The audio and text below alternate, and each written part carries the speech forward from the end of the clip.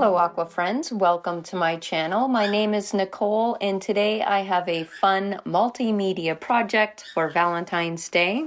This is so much fun, guys. We are going to combine watercolor and lace or whatever ribbons that you might have laying around your house.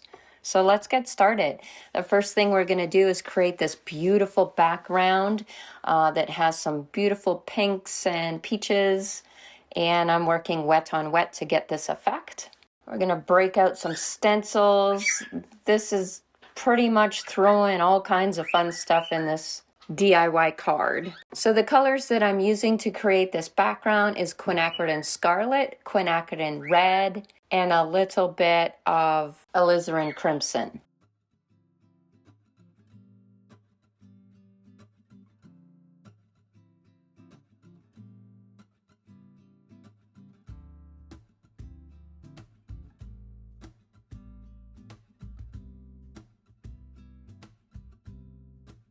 So you could tilt your board to make things blend in together,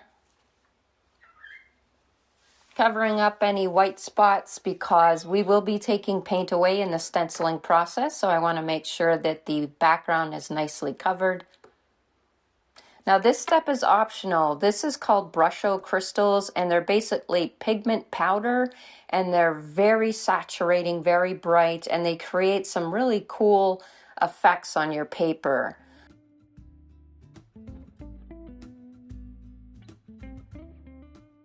I am using a blower. You could also use a straw to help this along. Then you're going to let your whole thing dry and break out any sort of stencils you have. I have this cute set that's romantic Paris themed stencils that I'm using that have some wonderful calligraphy and just beautiful curlicues that I could also use. So any area that you want to lighten up, you're going to put your stencil down and you're going to use a magic eraser or a magic eraser sheet. You could also use a stiff brush, and you only want to dampen those items in order to lift the paint. If your sponges are too damp, then the water will leak underneath the stencil and you won't get the same effect. So you could practice on a piece of scrap paper, and then you're going to further lift with the paper towel. So whatever stencils that you have at home, or you can find stencils at Hobby Lobby, Michael's, online. If I do have the link for these Paris ones, because I can't remember even if I got these on Amazon or not, I will share the link if I do have them. My bird is harassing my dogs. He thinks he's top animal and going around hissing at them. Oh man.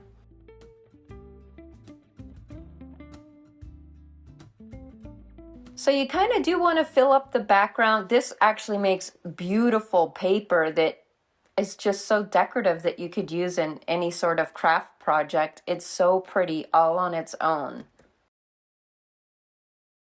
I am in love with this quinacridone scarlet color that is most of the background of this paper, and it really reminds me of colors of a pink flamingo, and now I want to paint a pink flamingo. So coming close to the end here of what I can do for this background, I think the background is really, really pretty right now. I'm going to dry the whole thing.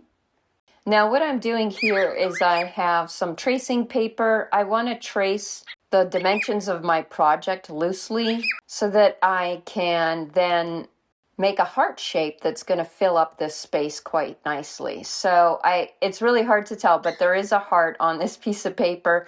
I am just going to tape it down so that I could then transfer that heart design onto my watercolor paper, and I'm going to do this by using some carbon paper.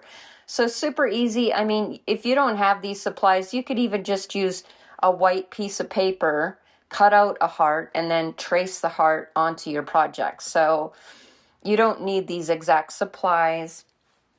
We could get very creative here and do this a whole bunch of different ways. So just darkening up those lines so that I can see them a little bit better. So now that I have that heart traced out, I'm going to use Ecoline. It is a liquid watercolor, and it is very, very saturated. It's very staining, and I just wanted a really nice deep dark color here. You can use your regular watercolors, the same colors that we just used. I would use a darker pink, and you would need to mix up a very thick puddle, like maybe a cream consistency, in order to paint in your heart. But I'm using these liquid watercolors, so I'm going to do it wet on wet. Okay, so this comes with a dropper. I'm just dropping in the colors, tilt my board so that the heart gets filled in, and help that along with my brush. Adding more of the watercolor pigment as needed to get the color that I'm looking for. Now, there's been a couple of happy accidents that happened along the way here, so we're coming up to my first little happy accident.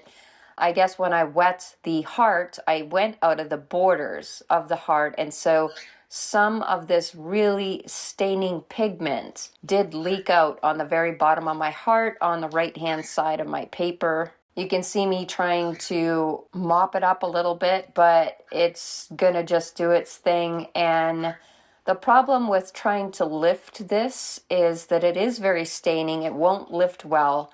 And then I fear that I would wreck the background. So I'm just leaving it as is. Here's a picture of the heart all wet, and we're gonna let that whole thing dry again. Now comes the multimedia part. This is a lot of fun, guys. So look around your house or go to Michael's and grab a couple of ribbons, lace, whatever you might have lying around your house. Maybe you have some old material. I happen to have a lot of sewing supplies. I also do a lot of sewing, quilting, etc. So I have a lot of knickknacks. So anyways, I absolutely love this rickrack, and you can find all these sort of things at Michael's. I have little scraps of fabric and scraps of lace that I'm going to use.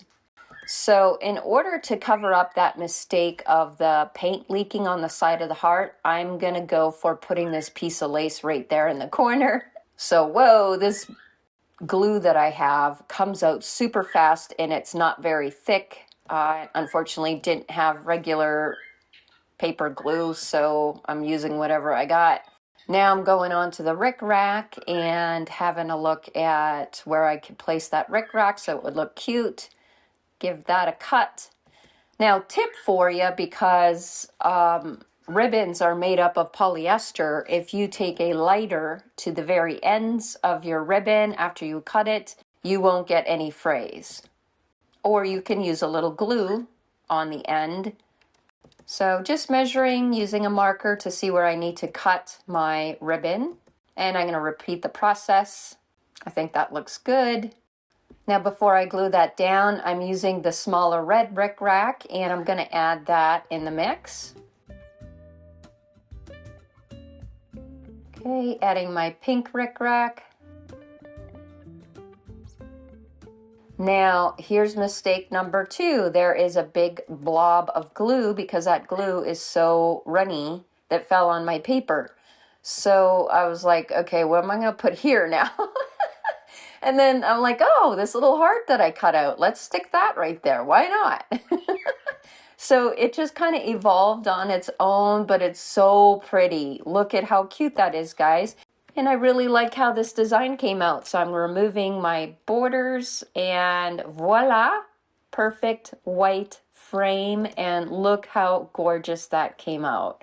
If you enjoyed this video and you would like to do another romance-inspired design, I will meet you over here. Thanks for watching.